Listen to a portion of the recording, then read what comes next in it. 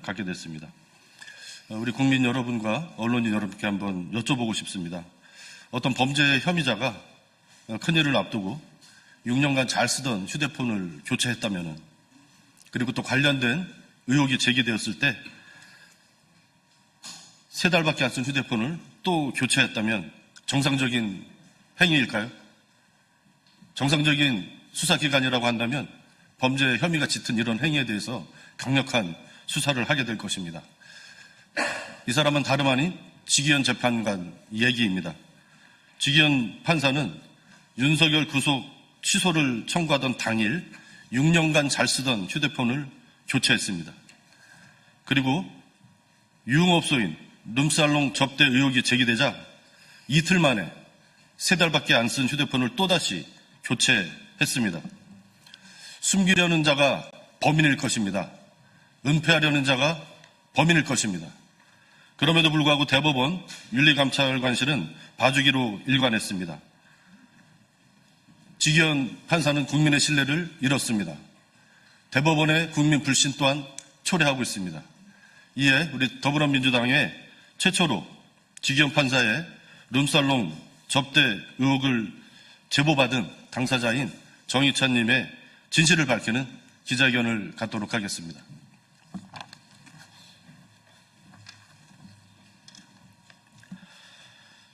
룸살롱 접대 의혹 지기현 판사를 교체하고 공수처는 신속하고 강력한 수사로 진실을 밝혀주십시오.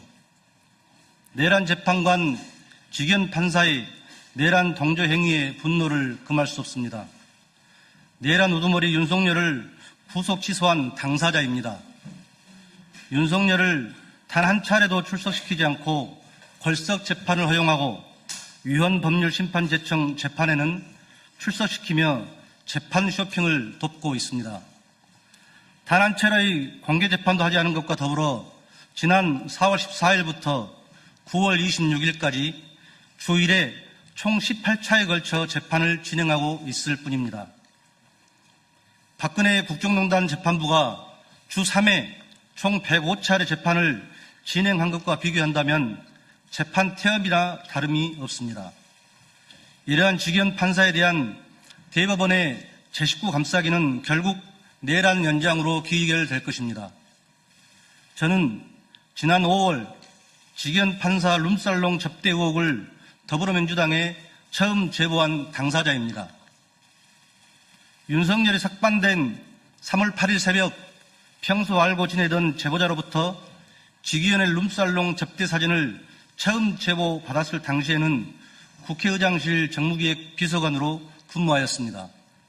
이후 제보자로부터 사건 전반에 대한 상황을 청취하고 해당 룸살롱을 현장 확인할 당시인 4월 29일에는 사인 신분이었습니다. 지난 6월 15일부터는 더불어민주당 원내대표 정무실장으로 근무하고 있습니다. 저는 이 사건과 관련하여 지금까지 참고인 신분으로 2차례 공수처 수사를 받았습니다. 대법원의 신속한 윤리감찰 결과 발표와 공수처의 적극적인 수사를 기대했습니다. 또한 저에게 사진을 보내온 제보자의 신원 보호를 위해 그동안 침묵하였습니다. 그러나 오늘 대법원 감사위원회는 현재까지 확인된 사실관계만으로는 직무관련성을 인정하기 어렵다는 심의 결과를 발표하였습니다.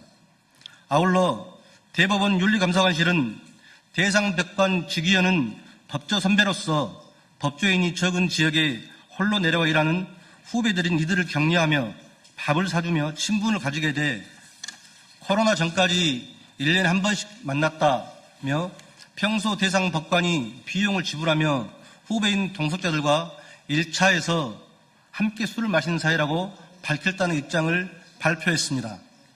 이는 제가 제보자로부터 받은 제보 내용과 명백히 배치되는 것입니다. 첫째, 제보자는 1년에 한 번이 아니라 지난 수년간 본인이 직접 20여 차례 룸살롱 접대를 했다고 말했습니다. 둘째, 대상 법관 지기현이 비용을 지불한 것이 아니라 제보자가 비용을 지불했다고 말했습니다.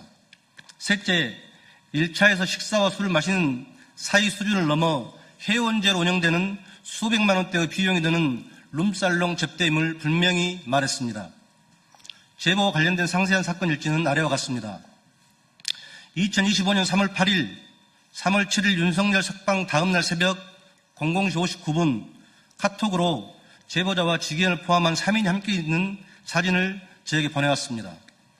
이 사진은 노정면 의원께서 공개했던 사진입니다. 2025년 4월 29일 18시경 여의도 모 식당에서 저는 제보자와 만났습니다.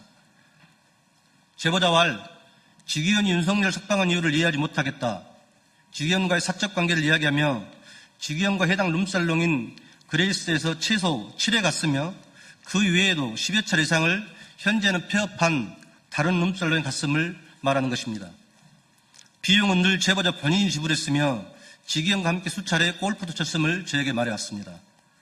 정확한 팩트체크를 위해 현장을 직접 확인하고자 제보자에게 룸살롱 상호와 주소를 요청했습니다.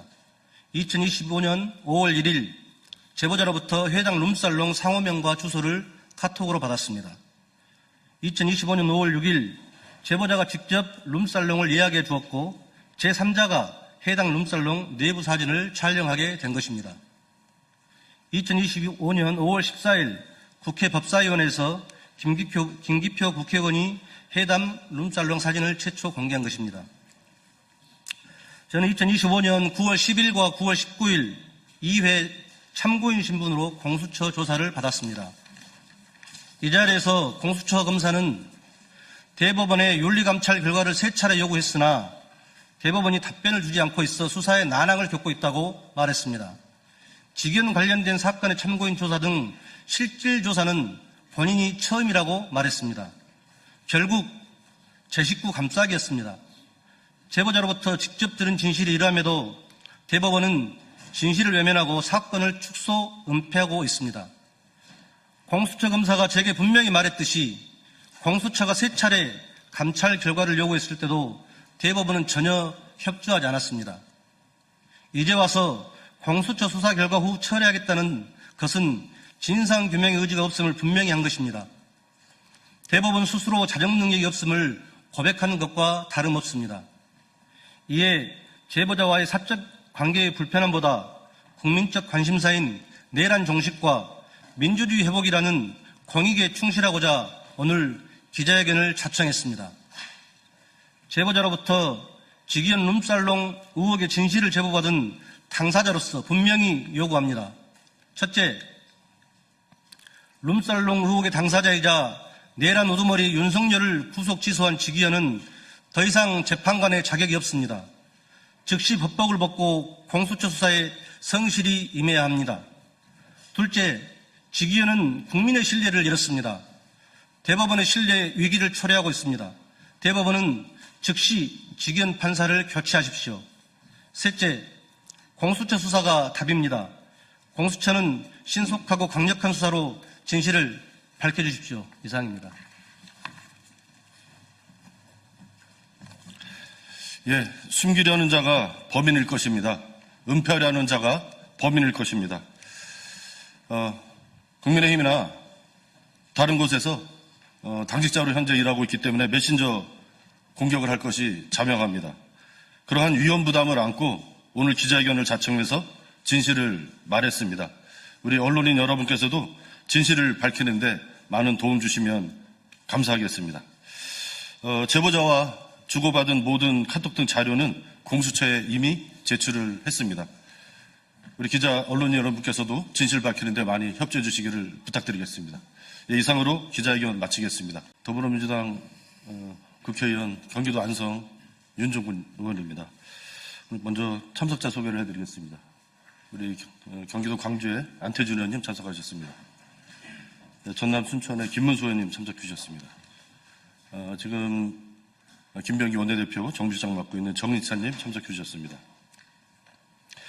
오늘 룸살롱 접대 의혹을 가지고 있는 직위원 판사의 교체와 공수처